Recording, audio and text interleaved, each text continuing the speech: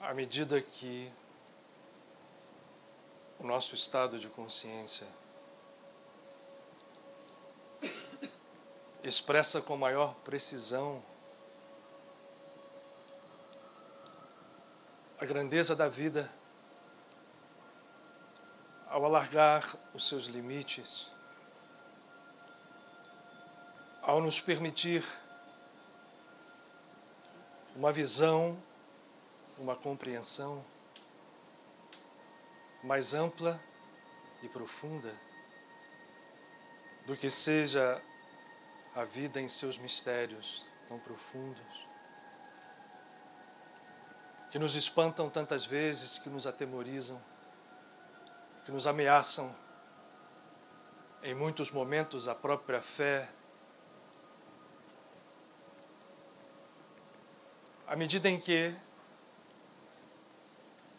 nossa consciência se expressa de modo maior, fica mais claro também. Cada palavra, cada ato,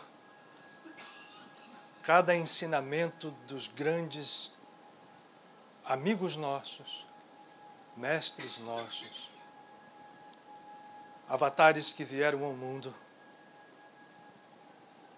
para nos proporcionar caminhos que levassem exatamente a este recobrar, renascer de nosso estado verdadeiro, natural e único, com o qual fomos criados.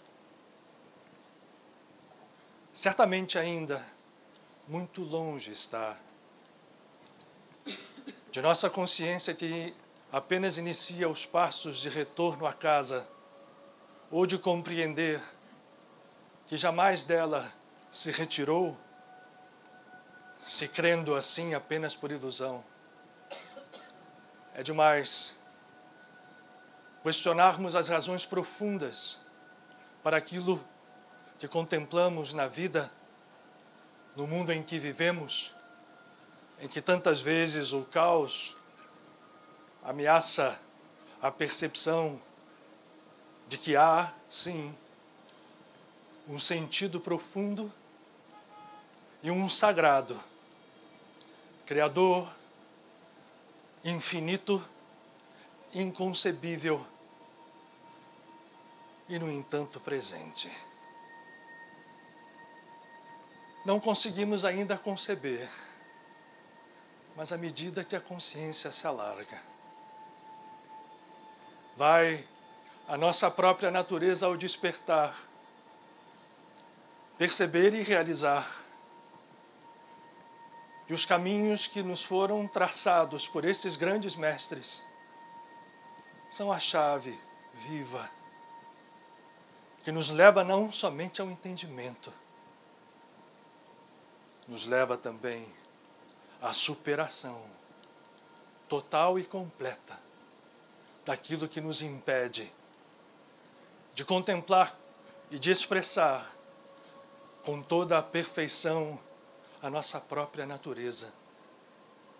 Pois assim nos dizem todas as escrituras sagradas, de todos os matizes e de todas as épocas,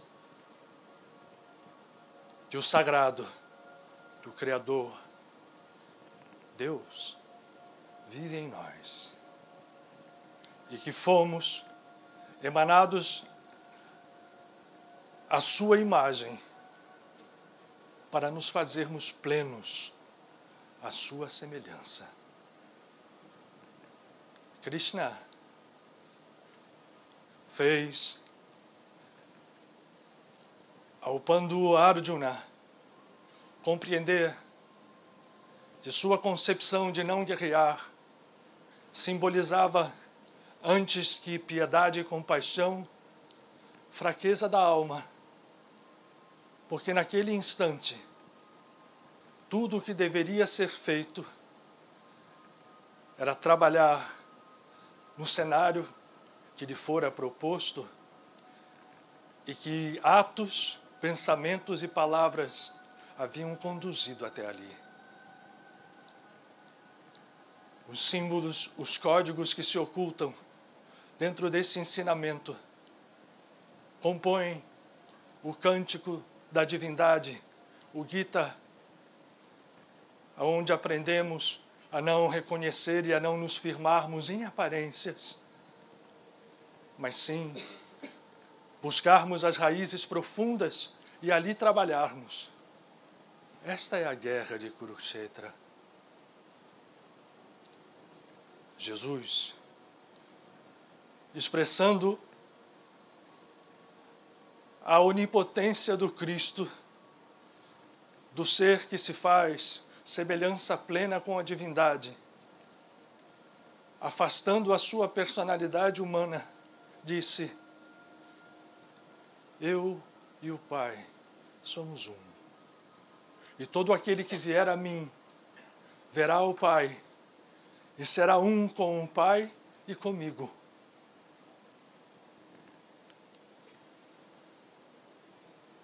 Todos os mensageiros que antecederam e seguiram ao caminho desses dois avatares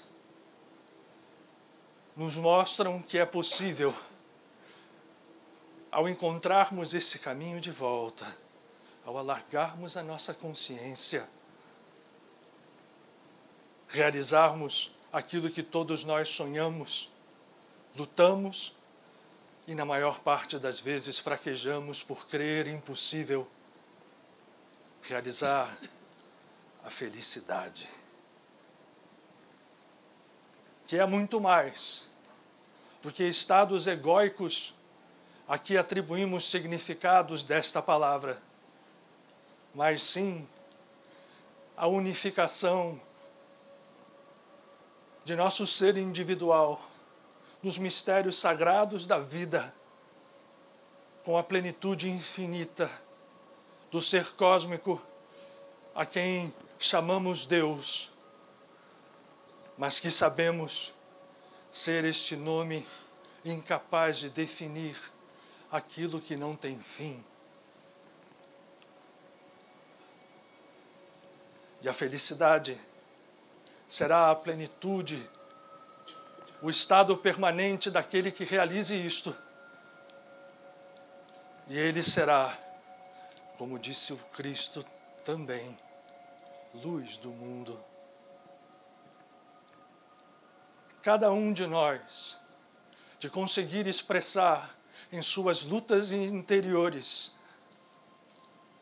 esta felicidade permanente, essa alegria viva, essa compreensão infinita, entendendo que ninguém em consciência parcial é capaz de julgar situação alguma e que, portanto, a compaixão e o amor incondicionais são chaves que abrem todas as portas. Essa felicidade expressa dessa maneira fará de cada um de nós luz do mundo. Vós sois a luz do mundo, porque eu sou a luz do mundo. E o eu sou ressoa numa voz sutil, mas que está pronta para se manifestar em toda a plenitude de um som cósmico criador dentro de cada um de nós. Não percamos tempo. Façamos de cada dia um trabalho de despertar da natureza divina que proclama: eu sou a luz do mundo.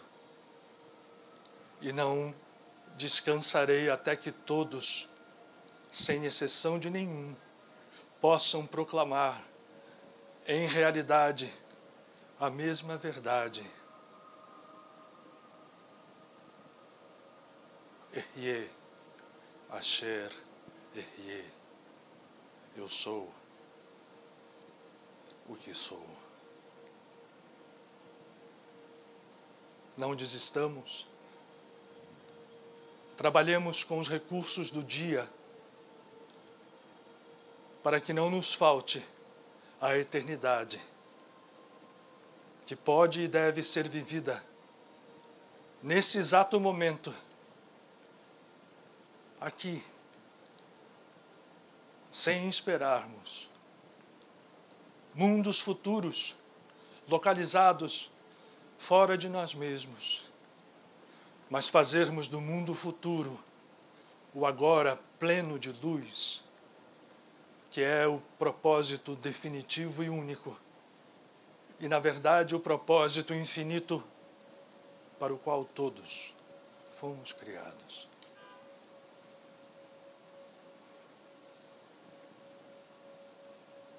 Que a paz esteja com todos, sempre. Gente, obrigado de coração a todos vocês. Essa história de aniversário tem uma época da vida que a gente não vai gostando muito dele, não. Assim, o ano passa e você vê as coisas que você vai deixando para trás, as pendências para resolver. Então, mas enfim, na verdade é isso e não é. E o Otton está falando todo o tempo do mar infinito, e o tema da nossa conversa de hoje não sei se vocês leram ou tiveram curiosidade de saber, é exatamente atravessando o mar do fim. Caramba, então, o mar do fim? Eu estava dizendo que toda vez que eu chego aqui para conversar, eu contemplo vocês e vejo o desafio que nós temos, primeiro de tempo, para expressar o que os temas trazem, porque sempre há pessoas de primeira vez. E eu queria ressaltar duas coisas no que a gente se propõe aqui, nessa casa. Primeiro, não sermos donos de verdade alguma. Segundo, estarmos abertos todo o tempo para sermos permanentemente aprendizes. E por isso mesmo, não desprezarmos nada que venha de nenhuma corrente de conhecimento, seja ela qual for. Venha ela de uma tradição espiritual, e a gente aqui na casa mostra isso nas atividades que a gente procurou conjugar ao longo dos anos. No movimento que Padre Pio pediu lá desde o início, que nós pudéssemos ter uma visão ampla e única da espiritualidade e da vida como um todo, seja um conhecimento que venha de uma raiz hoje, a gente pode se valer disso, graças a Deus, científica, porque a ciência cada vez mais, não porque ela queira, mas pela ordem natural dos fatos, entra em reinos que só poderão ser explicados quando ela se aliar definitivamente aos conhecimentos ditos espirituais, não religiosos.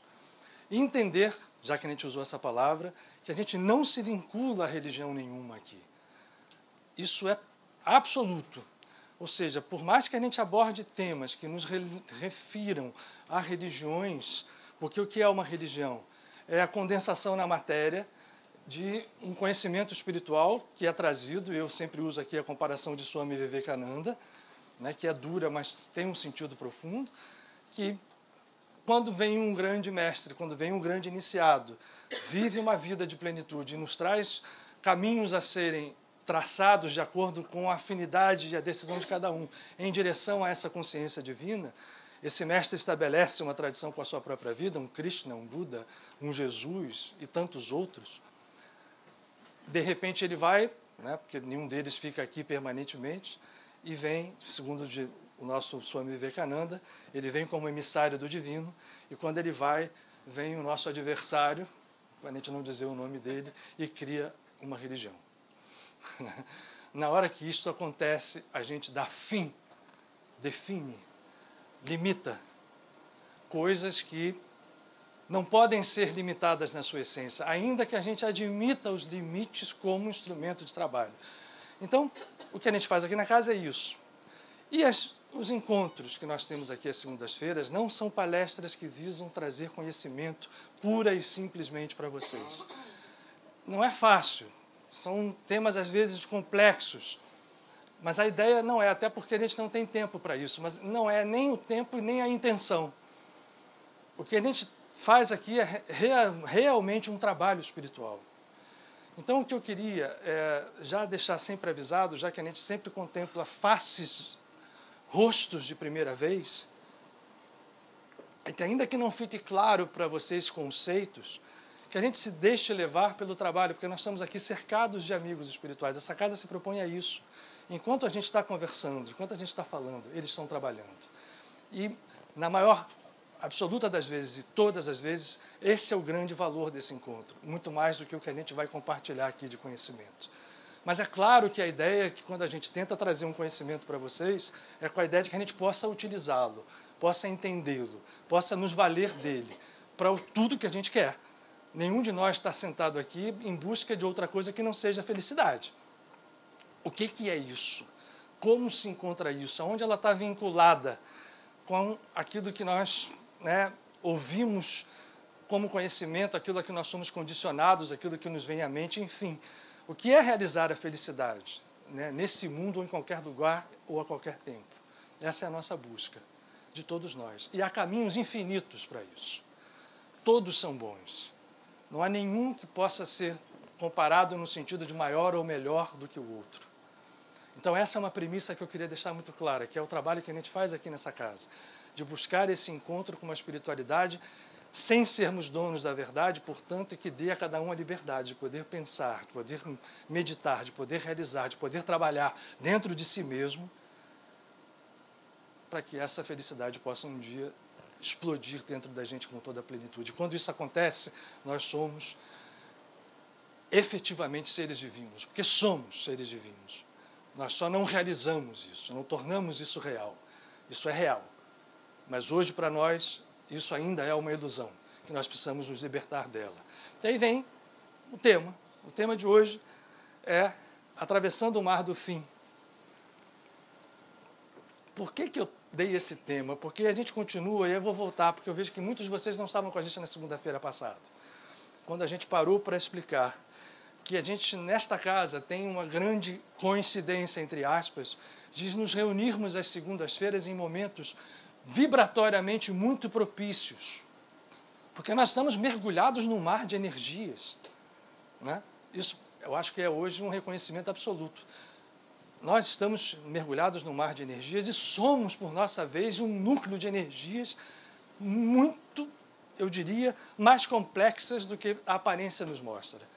Mas estamos, a gente é uma coisa segura. Se eu pegar aqui um aparelho de TV, a rede aqui vai conectar com energias que estão passando sob a forma de ondas e que só vão aparecer na hora que eu conecto, que eu faço isso acontecer. Isso vale para tudo que se refere ao que nós chamamos de mundo material e vale para aquele mundo que nós chamamos de espiritual ou transcendental ou o que seja. O fato é que nós estamos mergulhados nesse mar de energias e somos participantes desse processo. Esse processo é infinito. E tudo que move, todo o propósito que move esse processo, se expressa em escalas, nos diversos planos que o compõem. E nós aqui estamos vivendo num plano que a gente chama de material, mas que nada mais é do que energia num determinado estado.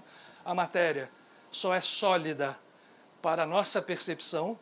Ela deixa de ser sólida, por exemplo, para o raio-x de um exame que a gente faz no hospital, para uma ressonância magnética, para qualquer radiação que tenha frequências específicas para as quais a matéria não é sólida. Então, esse processo que nós vivemos, que estamos ele é escalar.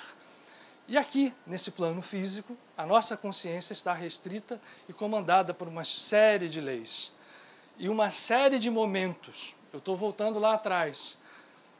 Nós estamos reunidos, às segundas-feiras, temos tido essa sorte, de estarmos reunidos em momentos que propiciam estados vibratórios, estados de energia que nos ajudam a nos utilizarmos de instrumentos para podermos trabalhar aquilo que nos interessa, para atingir a tal felicidade. É trabalhar estados de consciência, de emoção, enfim, estados internos necessitam ser trabalhados e podem e devem ser trabalhados a todos os momentos, mas há momentos melhores. Hoje nós estamos num momento fantástico para nós trabalharmos estados específicos a partir de um dos caminhos espirituais, seguindo o que nós fizemos aqui na semana passada. Aliás, eu quero fazer um parênteses, a la Otton, Gostei daquele do Zen, que você incluiu ali, né, na sua leitura, aquela visão do Zen. Eu queria fazer um parêntese, porque a nossa proposta para esse ano, e eu vou seguir daqui em frente levando em conta isso, é exatamente para poder fazer valer tudo aquilo que eu falei, nos utilizarmos com mais especificidade de outras abordagens. Uma delas que eu vou me valer, na semana passada a gente tocou de leve, vocês estão vendo aqui o nosso graal, é a mitologia de raiz céltica europeia, de raiz céltico-nórdica, da busca pela cura da alma através da chamada busca do graal. É um caminho bastante interessante. A última vez que eu abordei isso, eu estava me lembrando, foi em 1999, lá na Gávea. Confesso a vocês que num estado de percepção, que hoje eu diria, graças a Deus, hoje eu consigo olhar isso de uma forma diferente. Então nós vamos abordar em próximos encontros esse tipo de caminho que fornece as mesmas soluções e os mesmos resultados, por exemplo, daquele que nós vamos abordar hoje. São só linguagens diferentes. Vamos abordar também, eu estou prometendo isso desde o ano passado, uma das grandes epopeias da tradição védica, que é o Ramayana. Todo mundo fala muito do Mahabharata, todo mundo fala do Bhagavad Gita, que é uma parte do Mahabharata, mas aqui no Ocidente, especificamente, nós não olhamos com muitos olhos para o Ramayana, que traz o grande avatar Rama, um avatar de Vishnu, e que tem uma relação muito próxima conosco. Enquanto Krishna é o avatar de Vishnu em toda a sua plenitude, completamente fora das leis do karma, das leis de causa e efeito, e, portanto, ele sendo capaz de trazer para dentro da sua natureza os seus pandus e todos aqueles que compõem os códigos da sua epopeia, e da epopeia do Mahabharata, ele é parte disso, a história de Krishna é uma parte disso, a tradição védica é muito complexa. O Ramayana não. Rama é um homem, apesar de ser um avatar, e dá para que nós trabalhemos com muita intensidade as nossas falhas, as nossas quedas, as nossas dúvidas. Assim como a gente pode fazer isso com os evangelhos. Mas eu só estou avisando isso porque hoje nós vamos insistir, porque estamos num momento específico vibratório para que nós estudemos um dos instrumentos mais fantásticos que nos foi revelado, ou foi reposto à luz nos últimos anos, e que vem da tradição que nós chamamos de Kabbalah, que está enraizada no judaísmo, mas não é especificamente, não é obrigatoriamente vinculada ao judaísmo. Porque nas nossas visões religiosas, nós temos a tendência, às vezes, a olhar de forma refratária ao que venha de algo que não nos agrade ou que não nos tem afinidade. Então eu peço a vocês hoje um pouquinho de paciência para que nós possamos aproveitar aquilo que eu vou tentar passar para vocês. E vou, como fiz na outra semana, no final, dar um presente. Um presente que é um instrumento de trabalho dentro do que nós vamos abordar hoje. Nesse encontro aqui, nessa conversa, eu espero que eu seja feliz. O que se começa a viver, o que se vive essa semana? Uma explicação rápida e tentando ser simples. A tradição espiritual e mesmo a tradição mais formal do judaísmo divide o livro mais sagrado, que é o repositório de ensinamentos profundos, complexos, códigos profundos, divide em porções semanais, 52 porções semanais. Cada uma delas chamada uma parashá. As parashiot são o conjunto dessas porções. Isso não é por acaso, porque esta divisão se faz no sentido de fazer no Antigo Testamento, na verdade no Pentateuco, que são os 5 primeiros livros daquilo que nós na tradição ocidental cristã chamamos de Antigo Testamento, para que haja um mergulho profundo no que realmente importa dentro desses livros, que são os códigos profundos que estão ali. E vou repetir o que falei na semana passada, para mostrar como isso está chancelado, mesmo que os chamados cristãos não vejam, que o próprio Jesus Cristo, no Evangelho de Mateus, no capítulo 6, no versículo 17, logo depois das bem-aventuranças, diz o seguinte, eu estou repetindo aqui, alguns de vocês estão vindo de novo, mas para aqueles que não vieram. para mostrar que nós não estamos nos valendo de algo com um enfoque religioso, pura e simplesmente. Jesus diz: eu não vim para negar a Torá, ao contrário do que muitos pensam. Ao contrário, eu vim para reafirmá-la, cumpri-la. E digo, não passará o céu e a terra, ou não passarão, até que se cumpra tudo aquilo que está posto na Torá. E aí daquele que tirar um único patar. Patar é um dos pontos vocálicos. O hebraico, as vocais são pontos. Não há vogais como há nos alfabetos ocidentais. Há consoantes pontuadas e cada uma delas pontuada de uma determinada forma soa como uma vogal. Soa associada a uma vogal, desculpe. Ai daquele que mexer num ponto, numa vírgula, num patar, portanto, da Torá. Que a esse será dado um destino, e Jesus continua dizendo. O que Jesus diz? Isso é algo que fica... E aparentemente paradoxal, porque Jesus, ao mesmo tempo, refuta os sacerdotes. Como, por exemplo, Lutero refutou os sacerdotes católicos, que vendiam indulgências, que vendiam, né, lugar no céu. A igreja cristã, naquele momento, estava numa religião deteriorada, como o judaísmo, tendo o templo de Jerusalém na época de Jesus, estava cercado por um grupo de sacerdotes e escribas que estavam interessados em outras coisas que não na espiritualidade. Jesus jamais refutou a essência, que nós vimos agora aqui. Ele foi ao contrário das pessoas humanas que estavam naquele momento cumprindo funções e que se valiam delas para o seu ego e não para servir. Ora, não é paradoxo Jesus, quando explica o Shabat, quando fala de várias outras coisas, ele mostra o seguinte: o que está aqui é algo muito mais profundo. Aqui eu apontei, a Bíblia não está aqui na nossa frente, mas na Torá, e que na verdade estudada em hebraico é um rolo, onde as letras hebraicas são postas em matriz. Ele diz: ninguém mexa num ponto. Por que não pode mexer num ponto? Aí está a explicação que nos interessa. Os estudos profundos de espiritualidade, todos eles falam que os sentidos que se devem buscar quando nós estudamos essas tradições sagradas, isso vale para o Evangelho, vale para o Mahabharata, vale para o Bhagavad Gita, vale para todos os sutras budistas, vale para as suras islâmicas, vale para qualquer texto de natureza sagrada. Nós não devemos nos ater ao que se chama da roupagem do texto, ou ao primeiro olhar, a história. Essas histórias, se você lê, por exemplo, o Antigo Testamento, os 5 primeiros livros, é uma história que às vezes não faz nem sentido, principalmente em hebraico. Quando se traduz, se tenta colocar um sentido para dar, porque não é o sentido literal que importa, são os sentidos profundos que importam. E lembrando que Jesus falou, esses sentidos profundos se desdobram em códigos cada vez mais aprofundados que vão chegar a cada uma das frases. Mais profundamente vão chegar a cada uma das palavras e mais profundamente ainda chegarão a cada uma das letras.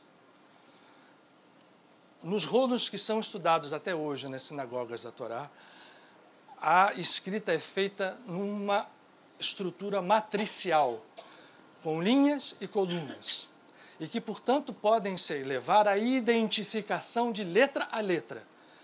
E por que eu estou dizendo isso? Porque os conhecimentos espirituais nos dizem, e por isso Jesus falou aquela frase: ai quem mexa num ponto, ai quem mexa numa vírgula.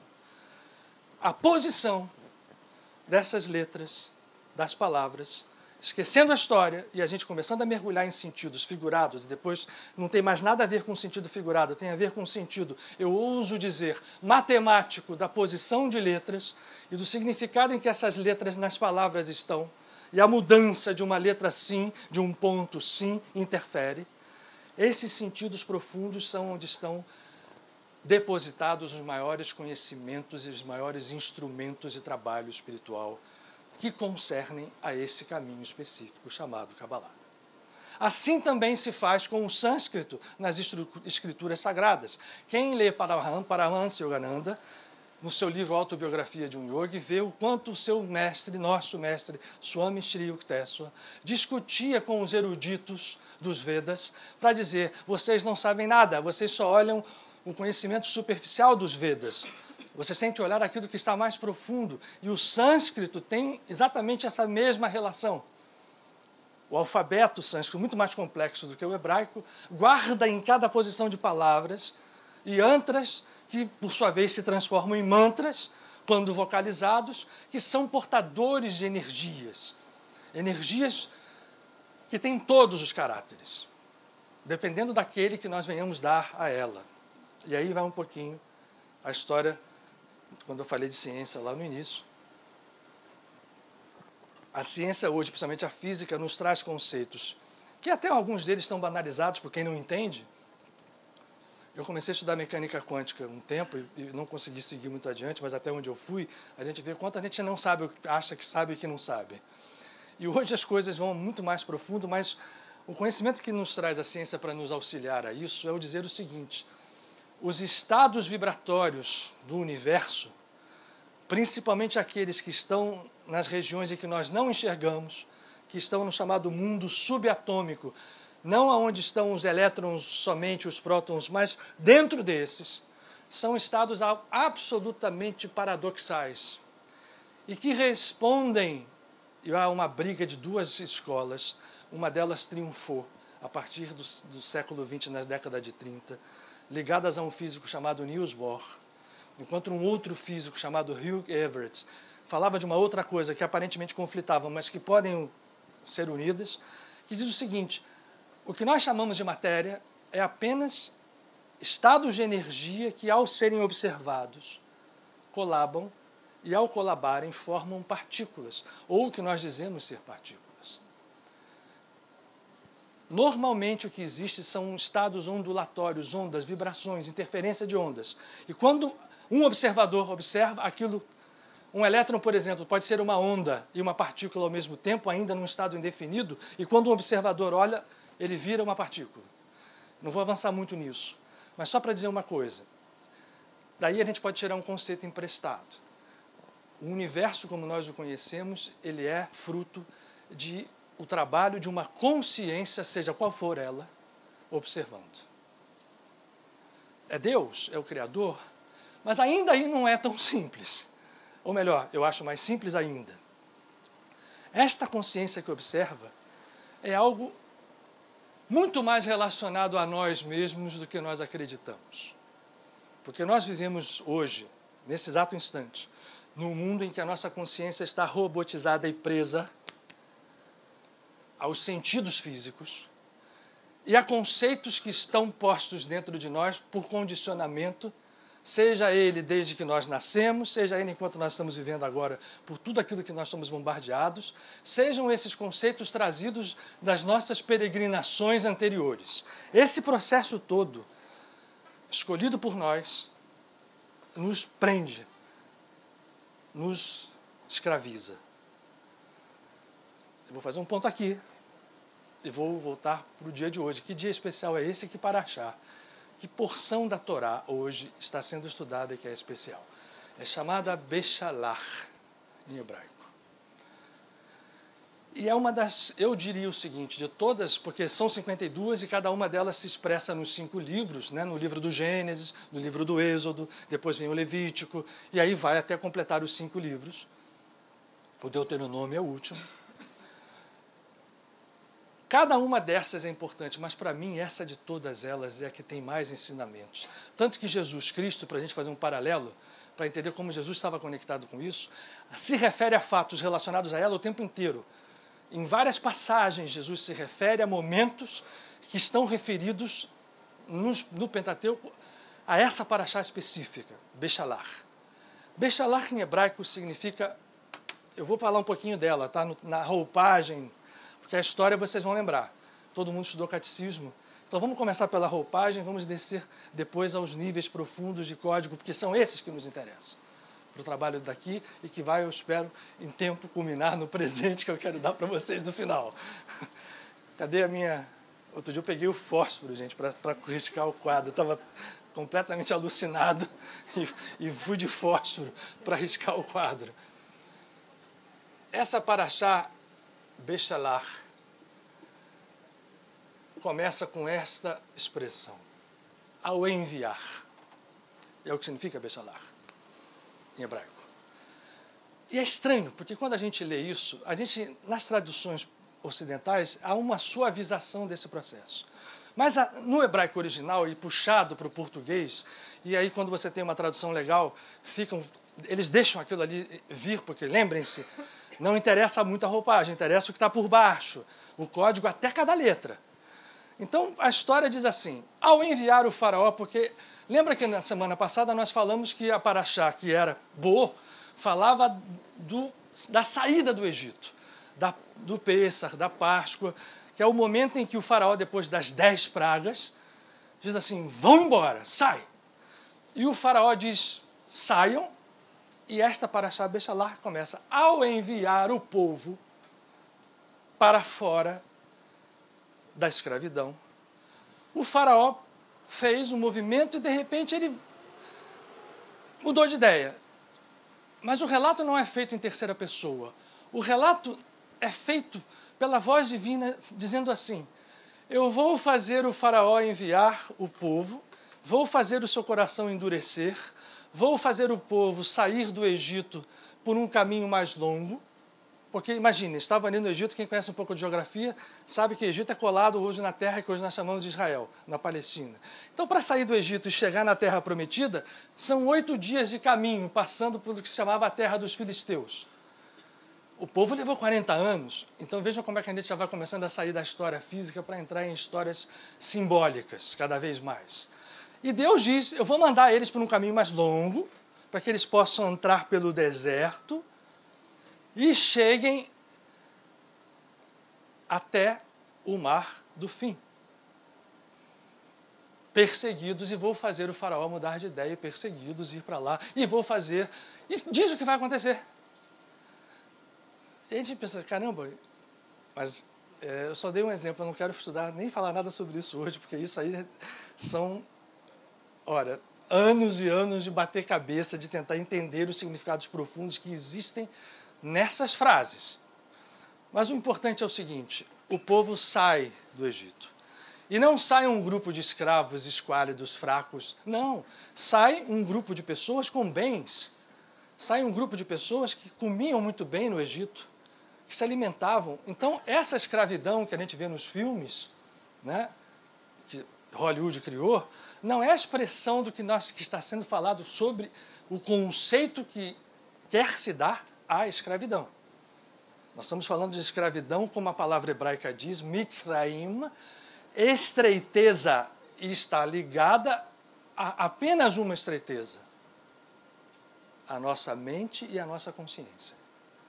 Portanto, esta escravidão, neste específico conjunto de conhecimentos espirituais chamado Torá, que Jesus lembrou lá, vou repetir isso no teu tempo, que não se tira uma letra dela, nenhum ponto, quer dizer o seguinte, tudo isso simboliza a consciência humana que estava estreitada num lugar que nós estamos chamando de Egito, Mitzraim.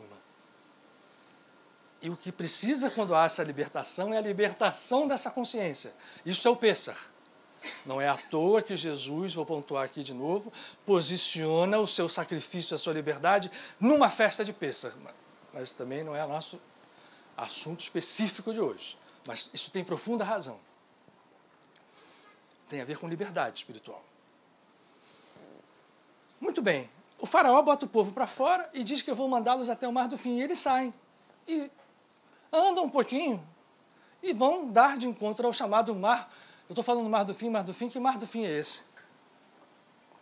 É o Mar Vermelho, né, que a gente vê no filme, abrir, né, Moisés, né, Charlton Heston, para quem é mais velho, mas tem agora o outro que fez desse outro filme, lá no mar abrindo. Né? Ao enviar o povo para o Mar do Fim, eu falo Mar do Fim o tempo inteiro porque a palavra que está lá escrita é Yum Suf. Só que, em hebraico, Suf, essa letra aqui você não entende, se escreve de uma forma que eu posso ler. Só mudar a vogal. Na verdade, aqui. E o que é sof? Cadê o... Ah, não vou usar o laser. Pô, hoje eu não posso, eu vou ficar aqui para não atrapalhar. Quem não consegue ver de longe, acredita no que eu vou falar. Aqui estão escritas uma palavra e duas expressões. Ain, que significa nada. Ain Oen, você pode falar Ein Sof, que significa o sem fim. E Ein Sofor, que é a luz do sem fim ou a luz do infinito. Vocês viram que fim? Está ali, Sof. Yom Sof. O mar do fim. Por que eu estou insistindo tanto nesse termo? O mar do fim, simbolicamente, significa o quê? Eu estou guiando o meu povo para ele, preso, escravizado, num estado de consciência terrível, chegue ao mar do fim. Ao mar que exatamente vai mostrá-los o seguinte: aqui você está de encontro a um momento em que você ou passa, ou sai dele, ou se livra, ou morre. O que é o fim? Não é só o fim das coisas. Nós estamos dentro de uma estrutura de consciência que dá fim às coisas, que define, tenta definir Deus, tenta definir uma opção de coisas. E isso nos restringe. Isso restringe a gente de alto a baixo. Restringe os nossos conceitos, restringe as nossas esperanças, restringe as nossas expectativas, restringe tudo o que diz respeito à natureza humana que nós estamos vivendo nesse instante. Que na Kabbalah é posta no mundo físico, que está na última das esfirotes, lá embaixo, que significa estados de energia, que saem de energias altamente sutis e altamente de frequência enorme, que chegam até aqui, onde está aquela energia chamada de matéria, o nosso universo físico. Nós estamos presos nisso. E por que estamos presos nisso? Aí eu vou voltar agora, eu fiz essa caminhada toda porque chegou o seu mar sem fim. O mar do fim. O mar sem fim seria outro. Esse que o Otto está falando, é o que nós queremos. Mas o mar do fim é aquele que chegou ali e o Egito vinha atrás.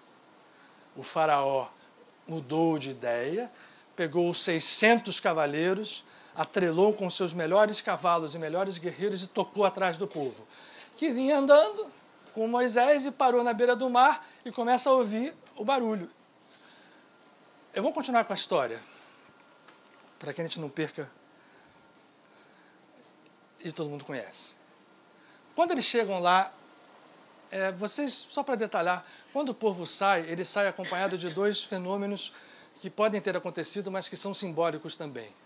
Com uma coluna, que de dia aparecia como uma coluna de nuvem, e que à noite ela se transformava numa coluna luminosa, numa coluna de fogo. E ela guiou o povo, e foi ela que levou o povo até a beira desse mar. Quando chegou lá, apesar de tudo que eles tinham visto, né, de tudo que tinha acontecido, de todos os milagres que já tinham ocorrido, e eles saíram, os caras viram para Moisés e falaram assim: o que você fez de trazer a gente aqui? Lá no Egito não tinha cemitério suficiente para enterrar, você trouxe a gente aqui para morrer na beira do mar, os egípcios estão atrás, são 600 carros com alguns milhares de homens e a gente sem nada. E Moisés, ouvindo aquele clamor, vai para Deus e diz: Deus, o que está acontecendo? Eu estou aqui no mar. A resposta é: por que vocês estão clamando? Vai, atravessem o mar. Moisés sacou. Ele que já tinha tido uma relação com Deus enorme antes de ir até o faraó, já estava desperto, muito mais que o povo. Chega, vai para a ponta do mar e levanta o seu cajado.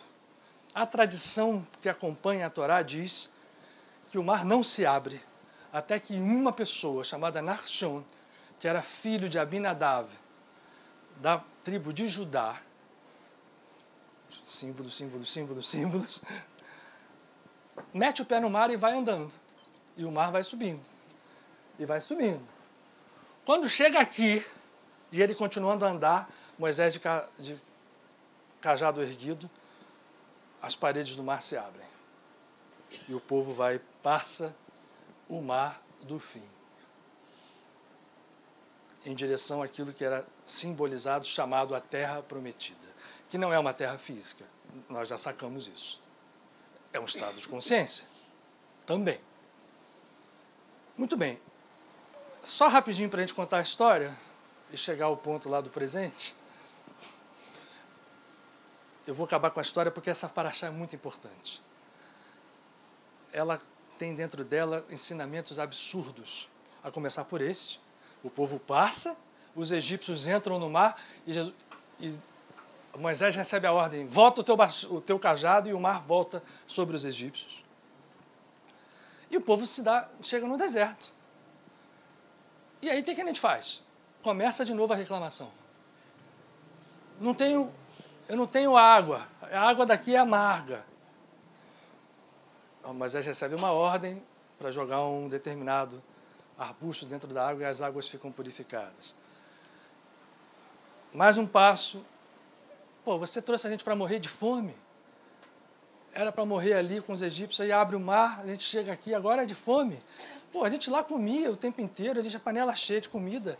Que doideira é essa? Mas sempre contra Moisés. E Moisés vai, aí recebe a ordem: olha, não vai ter mais fome. Avisem para eles que essa tarde eles saiam, e é a história do maná. Vou acelerar.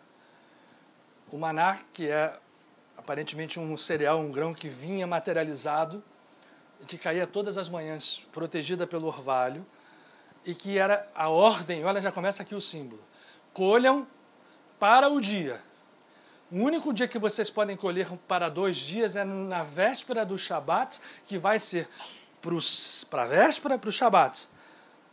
Não façam em nenhuma hipótese outra coisa. Não colham, não guardem.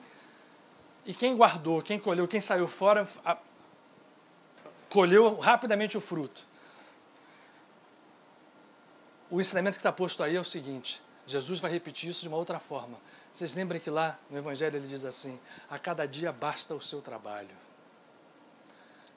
Não fiquem preocupados com aquilo que vocês vão comer, com aquilo que vocês vão vestir, com aquilo que vocês vão usar, porque isto é dado àquele que se liga em primeiro lugar ao Espírito. Porque aquele que se liga ao Espírito em primeiro lugar, o resto vem de acréscimo. Ali para o povo estava dizendo assim: não mexa, não tente guardar. Você está mostrando que você não tem confiança. Aí depois reclamaram: mas eu queria carne. Todos os dias pousavam codornas no acampamento e eles pegavam e comiam a carne.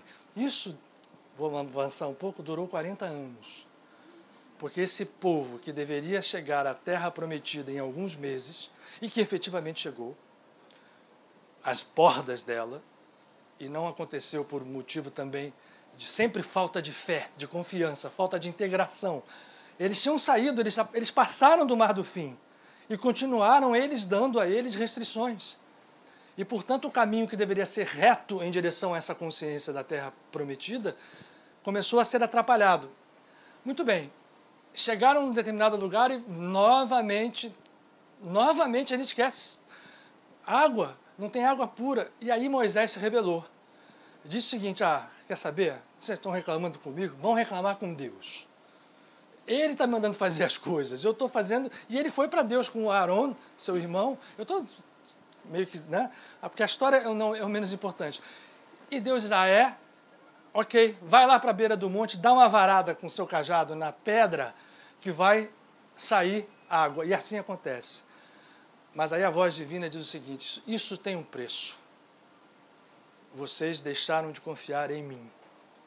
Deixaram de ter fé. Deixaram de entender, depois de tudo que viram, que a vida se move por outras forças, que não as forças da sua reclamação, as forças da sua restrição de consciência, de percepção da vida. Então é o seguinte: continue, vamos ver o que vai acontecer. Acontecido esse fato,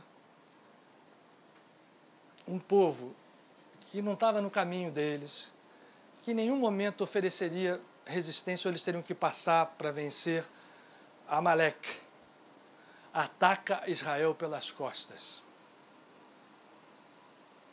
e Moisés é obrigado a subir ao Monte Horeb, uma das adjacências do Monte Horeb. E ele entende o seguinte: a batalha não se ganha só com o exército. Eu vou lá para cima e avisa a Josué, que é o nome de Jesus, Yehoshua. Você vai batalhar, você vai para a guerra. Aharon e uma outra pessoa chamada Ur vão estar do meu lado. E ele fica impresso o tempo inteiro com as mãos para os céus. Enquanto ele tinha forças, o exército do povo ganhava. Quando o braço dele fraquejava, a batalha tornava de volta para Amaleque. E ele erguia o braço, até que no momento que não deu forças, Arão segurava um braço de um lado, Ur do outro, para erguer os braços dele. Isso é um símbolo maravilhoso. Ou seja, primeiro de mostrar o seguinte: as mãos elevadas têm uma significação absurda, como algo que colhe, um recipiente que se abre para colher uma bênção que vem do infinito. E essas mãos elevadas são como fios, são como tomadas, desculpem, que se conectam com essas realidades superiores. E numa oração, quando alguém, movido por um impulso natural, ergue as mãos, é um movimento de conexão com as energias e com as consciências superiores maravilhoso. E Moisés fazia isso. Naquele momento ele continuava e a força física terminava, esse é o símbolo, valia a força de quem estava ali sustentando para que viesse a batalha contra Amaleque vencida. Depois disso, Deus diz: eu vou acabar com Amaleque da face da terra um dia, a memória dele se vai. E essa paraxá vai terminar com todos esses eventos. Lembrem para vocês, agora entra no presente, no que nós queremos falar com vocês. Eu falei tanto de letra, de energia, de forças que nós estamos... E falei que esses conhecimentos de natureza superior estão guardados como códigos dentro de todas as tradições espirituais. É sobre um desses que nós vamos falar agora.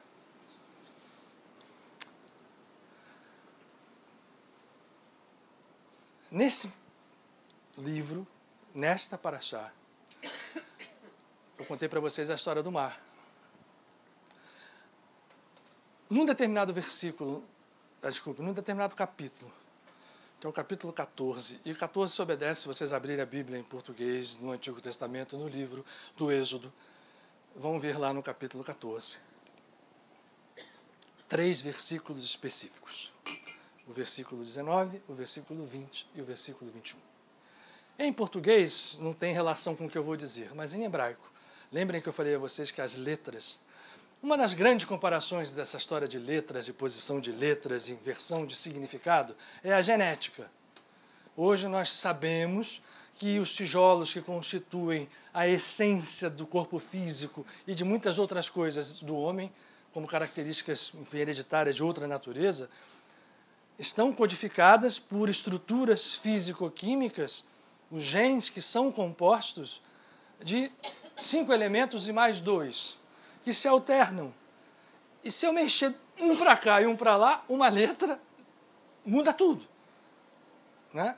Eu posso gerar a cura de uma doença ou criar uma doença genética apenas trocando a posição, às vezes, de uma base nitrogenada, que é onde a natureza mais íntima do gene.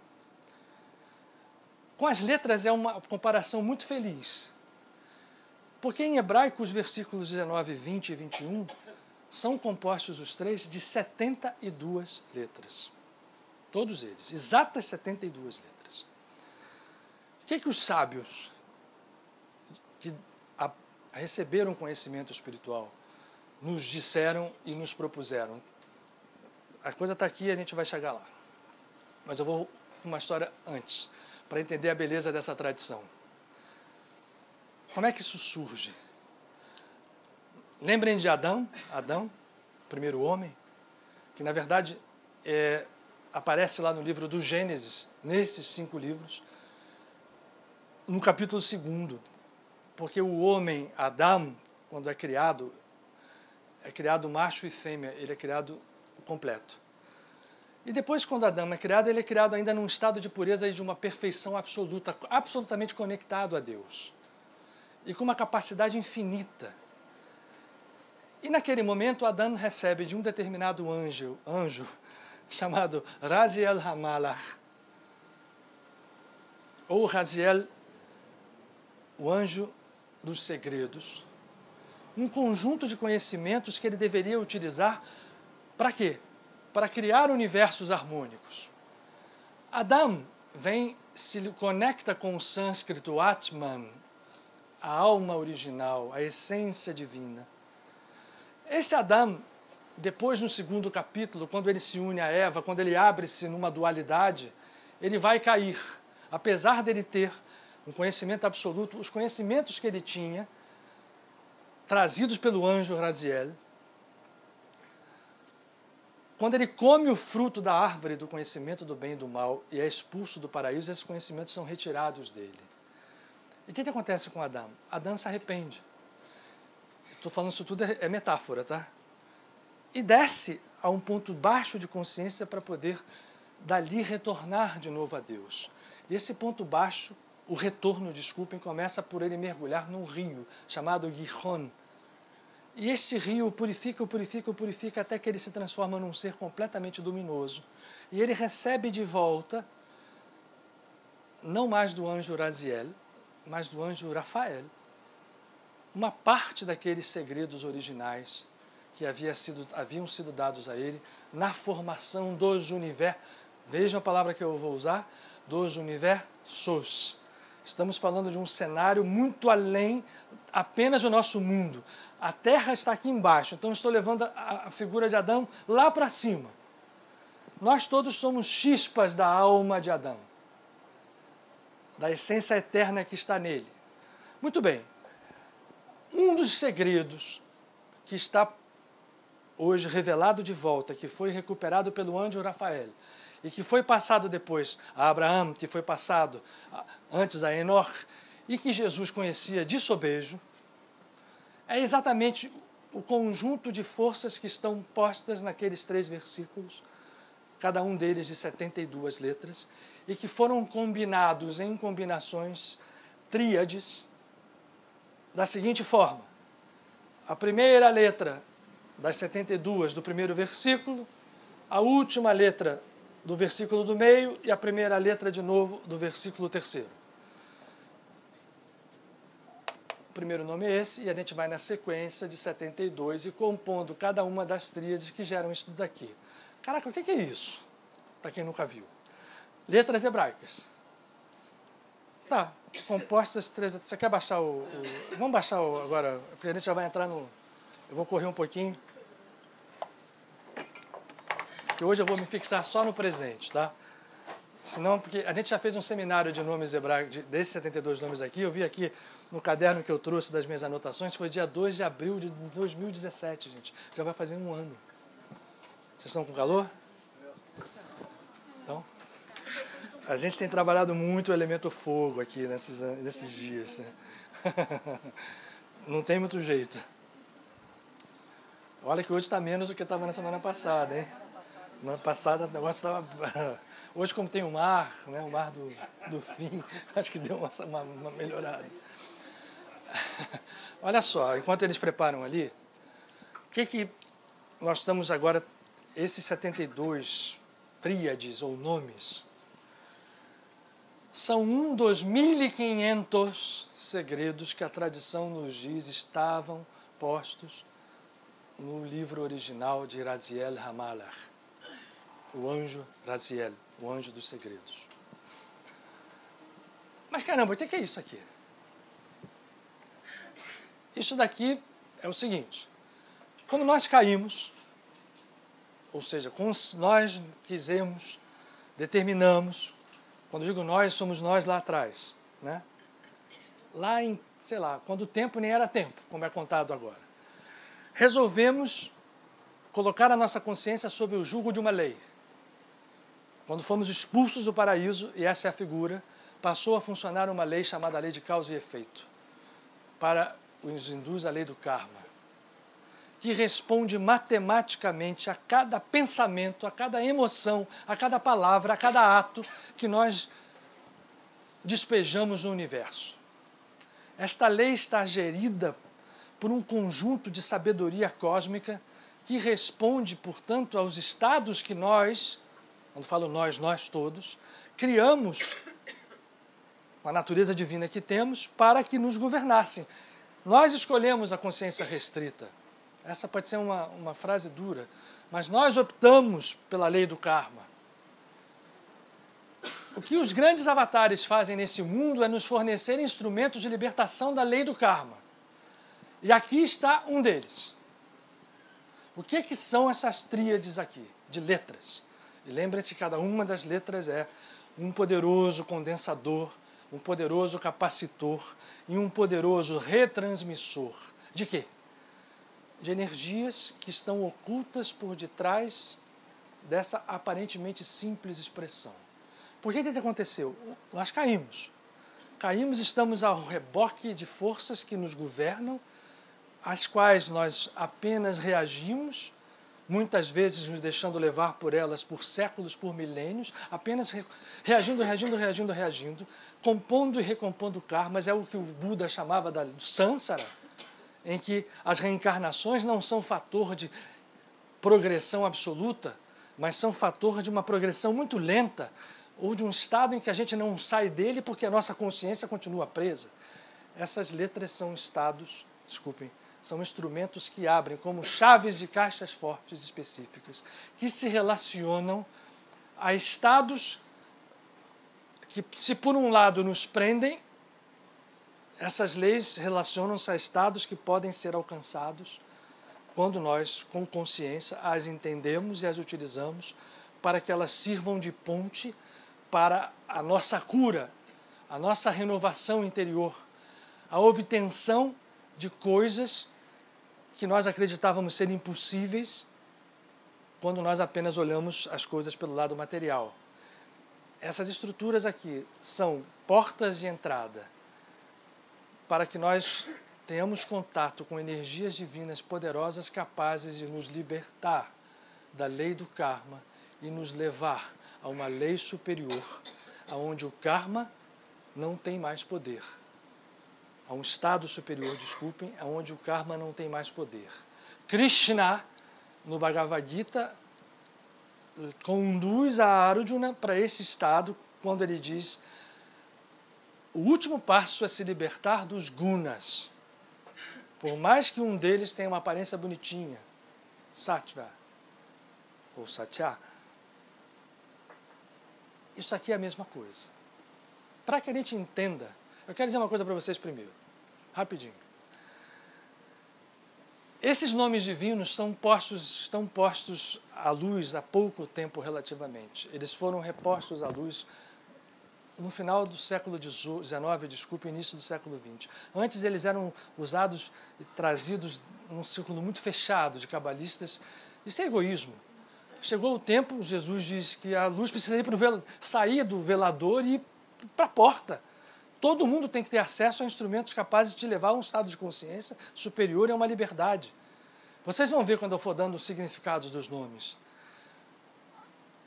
Mas eles têm uma regra. Ninguém está aqui por acaso, tá? Esses nomes, nós não vamos a eles, eles vêm a nós. Portanto, se nós estamos olhando para eles, é um convite. Lembre lá aquela primeira conversa que a gente teve? Se quiser, se achar que gosta, se achar que está afim, se entender que tem uma empatia. Mas é um convite que está posto aqui. Segundo, eles não podem ser trabalhados por uma natureza egóica.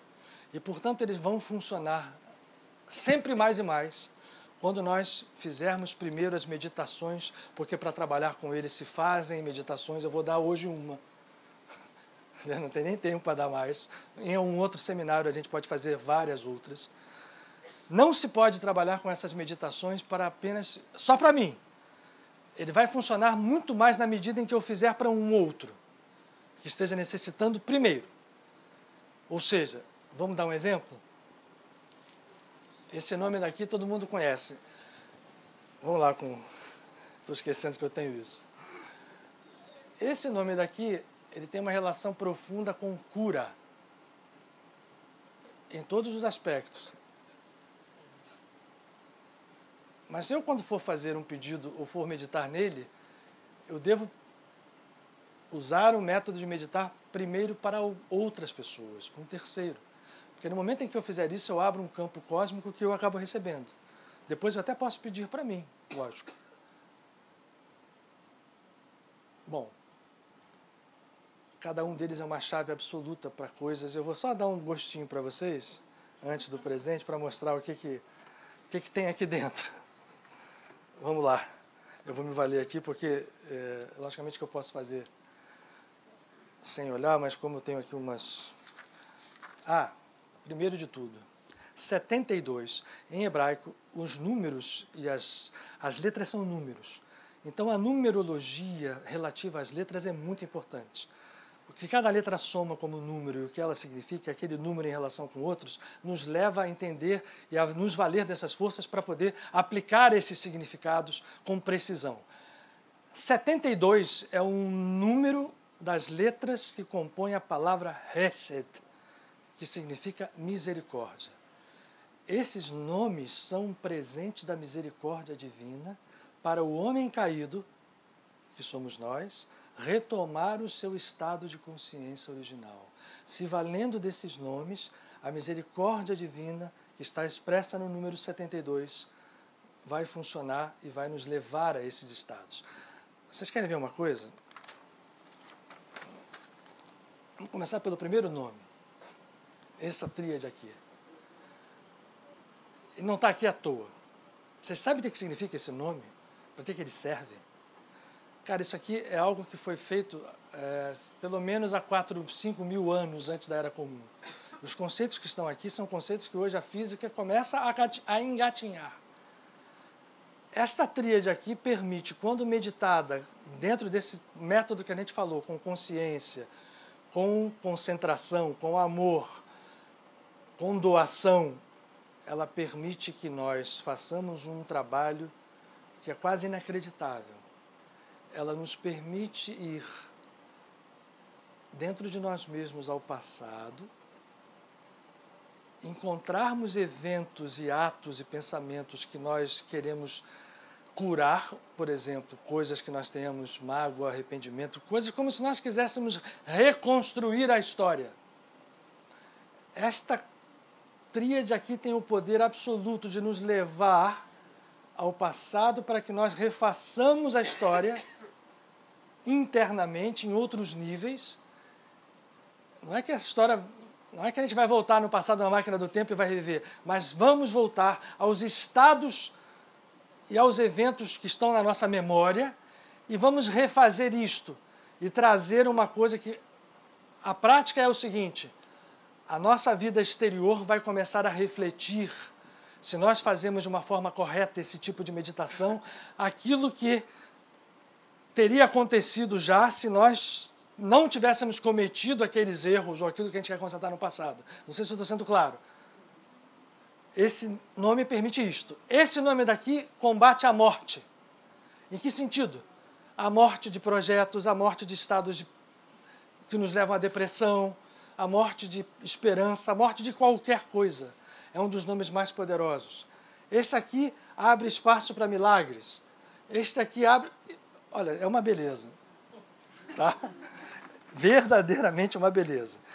Eu vou dar um exemplo aqui para vocês de uma coisa. Por exemplo, esse aqui. Esse é um libertador por natureza. Ele liberta-nos, ele ajuda a gente a vencer o que nos prende à consciência restrita. E liberta outras pessoas. Sabe quando eu estou dizendo nós, lembrem-se que eu não posso fazer isso para terceiros, desde que eu me una ao estado de consciência daquela outra pessoa, desde que eu mergulhe intensamente numa meditação que nos leve. Esse nome daqui, por exemplo, congregado a este, este que está aqui, congregado a este, ajuda a que nós, ao mergulharmos lá dentro de nós e irmos a um momento que a gente quer refazer, a algo que eu fiz que eu acho que é errado, esse nome ajuda a suavizar os juízos kármicos que nós mesmos plantamos na lei de causa e efeito. Ele é um suavizador, um anulador de decretos na linguagem cabalística. O que significa isso? Agora vamos para a linguagem quântica, que agora eu vou entrar no presente, senão a gente não tem tempo. Qual é a linguagem quântica? Eu estou, nesse exato momento, na lei do karma, vivendo um estado, que é esse estado que nós estamos aqui, de consciência no corpo físico, mas sem que eu saiba, simultaneamente, lembra que eu falei de 2 nomes, de 2 cientistas que batalharam por 2 conceitos quânticos e acabou vencendo mais um, o do Niels Bohr. Mas o Hugh Everett, que é um cientista americano, que é um camarada, que é um extraterrestre que veio aqui para... O que ele diz é o seguinte: nós estamos nesse exato momento vivendo estados potenciais superpostos que são infinitos. Uma série de fatos, a gente está vivendo essa consciência aqui agora. Mas ao nosso largo estão vários momentos e vários eus e várias histórias que não têm valor de matéria porque não se precipitaram ainda. Mas a cada movimento que eu faço, eu crio possibilidades. Mas essas possibilidades vão se dissolver à medida em que eu vou avançando e reforçando estados que vão nos levar, e vai levar aos fatos, ao dia a dia que a gente passa. A nossa história de vida foi infinitos estados condensados em um que compõe a nossa história de vida. Por isso que esse daqui tem o poder de nós irmos lá, voltarmos no estado de suspensão e trabalharmos para que as coisas mudem agora. Muito bem, no meu caminho, eu vou mostrando à minha frente, o que a gente chama de futuro, infinitas possibilidades que, ao mesmo tempo, elas vão se tornando cada vez mais possíveis de acordo com o alimento energético que eu vou dando a elas. Portanto, se eu sou uma pessoa egóica, se é alguma coisa que eu planto, pensamento negativo, se eu conjugo os outros, eu estou criando no meu futuro um estado que em algum momento vai se materializar. Mas até que ele se materialize, eu tenho condição de mudá-lo.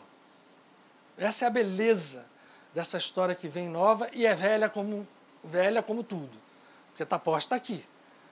Cada uma dessas tríades abre uma chave para que eu possa entrar e mudar estados e, portanto, mudar a nós mesmos ou terceiros e, portanto, mudar a nossa vida e a vida do mundo.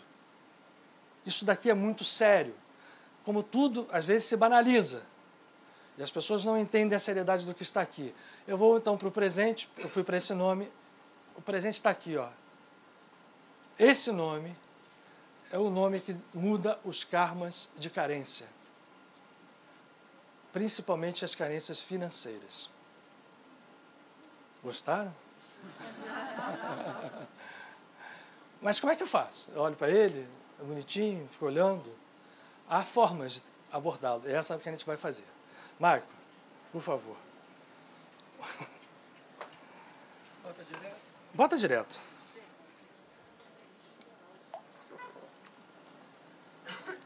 Vocês já conheceram as letras azuis?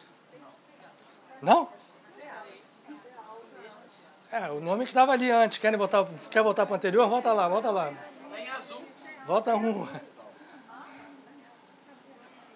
É essa tríade aqui, tá certo? Ok? Por que ela está enfiada no meio dessa letraria toda aí? Lembrem-se que eu falei que cada letra é um repositório de energia, tem uma coisa... Eu vou tentar agora sem... Eu não deu tempo de eu falar para o Michael, foi de madrugada, né, que eu passei. Sei lá se foi de manhã cedo.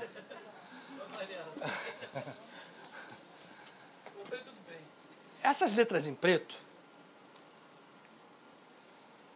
essas aqui, são o quê? Cadê o Yud Hei Vav Hei?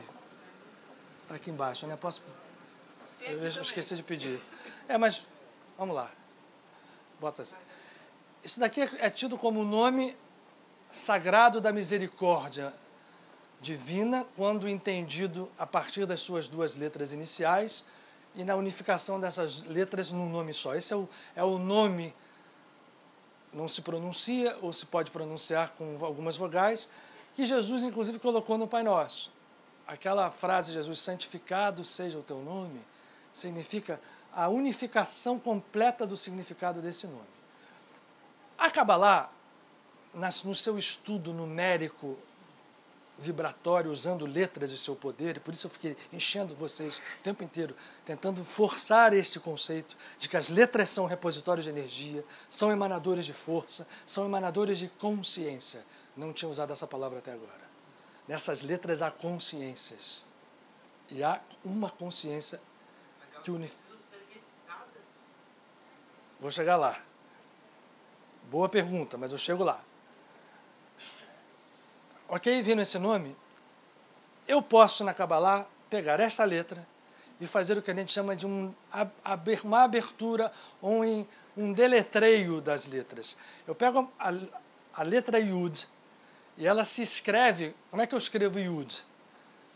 Com outras letras. Então eu vou pegar Yud e abro aqui embaixo. Vou pegar Rei e abro ela aqui embaixo. E posso fazer isso de diversas formas, usando diversas formas de trabalho. Isso é a Kabbalah. Utilizando essa energia, trabalhando ela com uma precisão científica de conceitos absolutamente práticos. Volta para o outro lá. O que está aqui é aquele nome de 4 letras aberto desta forma. Yud se escreve com essas 3 letras, um Yud, um Vav e um Dalet.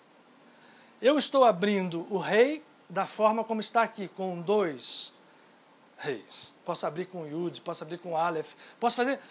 Não ia usar uma palavra tão feia. Permutações inúmeras. Aparece de novo aqui a letrinha lá que nós vimos, da tríade. Né? Um Aleph, um Samer. Aqui está um 2 reis seguidos, aqui um Aleph. Abro o Vav do nome de 4 letras com 2 Vavs, 2 Vavim. Né? O Lamet, que é, né, a tríade original. E finalizo com o final com 2 letras Rei. Isso está, então aqui está o nome de 4 letras, o tetragrama sagrado deletreado desta forma. Por quê? Tem uma razão. Vocês vão acreditar em mim se eu disser que a numerologia, porque cada letra lembra que é um número, desse nome aqui vai nos dar 52. Se eu somar aqui, vocês querem somar? 10, essa vale 10, essa vale 6, essa vale 4. Essa vale 5, essa vale 5. Essa vale 6, essa vale 6. Essa vale 5, essa vale 5. Se vocês somarem, vai dar 52. O que é 52? 52 é chamado um nome divino de 52. Nós estamos falando de 72.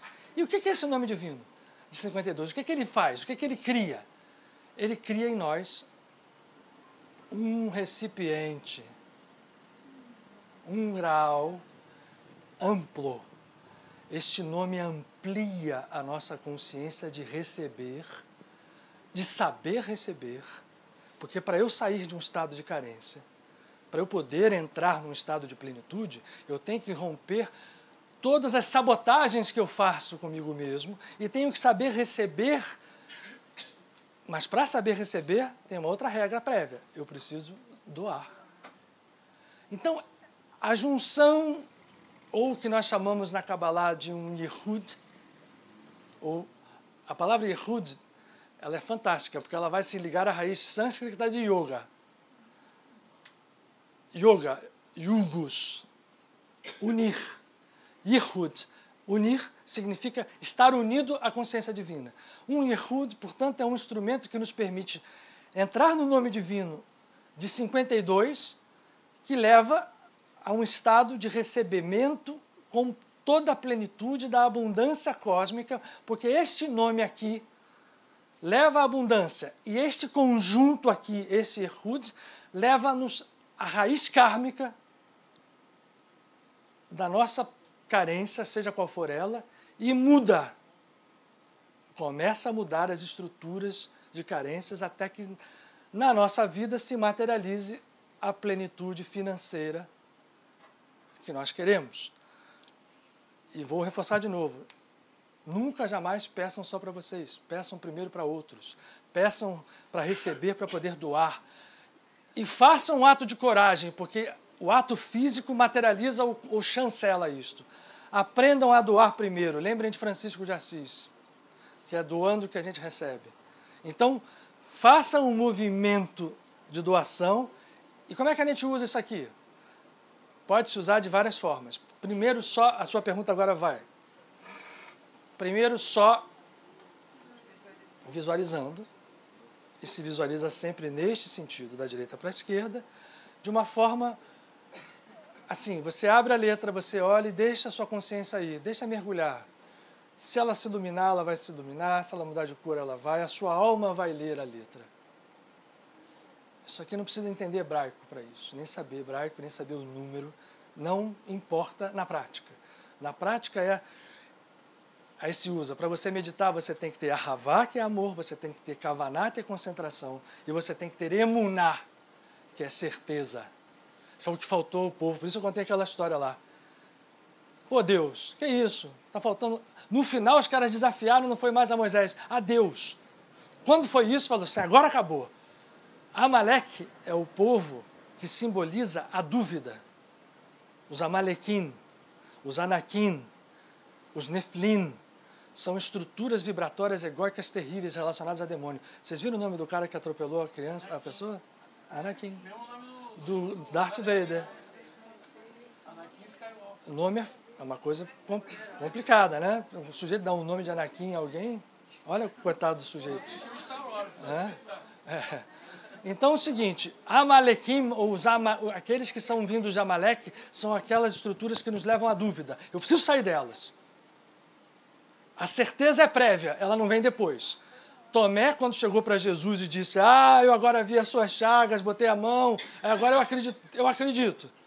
Jesus vira para ele e fala, agora, meu amigo, você botou a mão aqui e acredita? Feliz daquele que não viu, mas teve fé. Porque é não vendo e tendo fé que você faz a coisa acontecer. Não é o contrário. Não é ver para crer. É crer para ver. É lá que está a solução. Não é aqui. Não é. Não é, quer dizer que eu vou sentar no meio da rua e vou esperar. Porque as pessoas deduzem logo isso, né? Então, faz nada, senta e fica só rezando. Não tem nem resposta para essa pergunta. Nós não estamos falando de conflitos dualistas, estamos falando de coisas que se conjugam. Eu estou falando em atos, em pensamentos. Quando eu medito isso aqui, eu estou meditando algo que vai me levar a uma estrutura de abrir o meu recipiente, de me levar ao estado kármico suspenso para eu modificar toda a minha estrutura kármica de carência e materializar isso aqui em abundância. Imagine isso aqui, nós temos 72 caminhos, é muita coisa bela que tem dentro desses nomes. O que eu quero propor é a gente fazer um segundo seminário aqui logo, porque quando eu fiz aquele de abril, eu prometi. A promessa está desde abril de 2017, sem ser cumprida. Né? Então, assim, esse merece até mais de um, mais de dois, porque são tantas possibilidades. Tem conjugação de nomes para tudo. Mas não é uma fórmula de Harry Potter também não. Tá? É só no Harry Potter que ele fala a palavra e tudo acontece. Isso pode acontecer desde que eu tenha consciência. Absolutamente conectado ao divino e vai obedecer a processos que vão passar pelo caminho próprio de cada um de nós. Cada um de nós tem uma estrutura de passado, um caminho que montou, do qual esse caminho precisa ser trabalhado por cada um. E eu posso e devo fazer isso, e há instrumentos para isso em todas as tradições religiosas. Vou repetir aqui, quando a gente olhar a saga do Graal, a saga simbolizada pelas histórias medievais do Rei Arthur, do Parsifal, tem mecanismos muito semelhantes. Assim também o Ramayana, a gente vai ver isso. Mas eu queria compartilhar com vocês, porque estamos vivendo esta semana a vibração de Bechalar, que permite que a gente entre nesses nomes com mais poder. Então não deixem, se quiserem, se for o interesse, dá uma mergulhada nisso. Hoje tem muito material, né, para isso, até na internet, enfim. Mas o fato é, o presente para vocês é esse. Isso aqui funciona, tá? E muito. Mas lembrem-se, só funciona quando eu abro a história doando, pensando num outro, escolher alguém muito mais carente do que eu e vou começar a vibrar por essa pessoa, para depois terminar comigo, com os meus entes amados, com os entes queridos, com o que for. E carência não é só carência de dinheiro, não, hein? Isso aqui a gente está falando de carência em todos os níveis, então vamos só apagar as luzes. Tem uma outra forma, você perguntou. Gente, desculpa. Eu posso vocalizar também. Só que a vocalização, eu não vou dar agora não por causa do tempo, mas ela pode obedecer às vogais que eu aplico Isso é um estágio mais profundo de meditação. Eu posso variar vogais. A cada variação de vogal, lembra lá de Jesus? Eu mexo com a genética da história. Se eu falo, a vogal natural de Yud é Yo, a dessa é Vá, essa é Dá, essa é Sá, eu vou falando assim. Yo, Vá, Dá, Sá, Re, A, Vá, Lá, Re. Mas se eu quiser mudar, eu posso fazer Yo, De, So, Su, Ri. Não vou continuar mais não, porque eu não sei o que eu vou dar nisso. Eu posso estar falando uma coisa aqui e gerando uma outra coisa. Eu só estou dando um exemplo de que as coisas mudam com as pronúncias vocálicas. Mas para a gente não errar, nunca, usa-se a vogal natural. A vogal natural é aquela que compõe a letra. Portanto, essa letra Dalet, a vogal natural é A. Então é Dá. Vav é A, então é Vá. Samer é Sá, porque começa com A. Então, a vogal natural é o não tem erro. Eu não vou fazer nenhuma besteira pronunciando a vogal natural de cada uma dessas letras. Mas não precisa vocalizar. Um Yehud dessa forma, ele deve ser visto, eu vou recomendar. Como é que faz? Desculpe, eu passei um pouco do tempo, tá? Mas... Senta, fecha os olhos, respira fundo algumas vezes.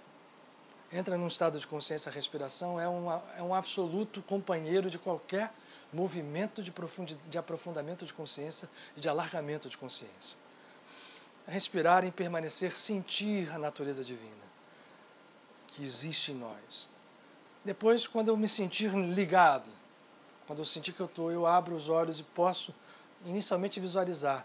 Depois vocês vão ver que isso vai ficar na mente de vocês. Vocês não vão precisar mais olhar. Ela vai aparecer na tela mental.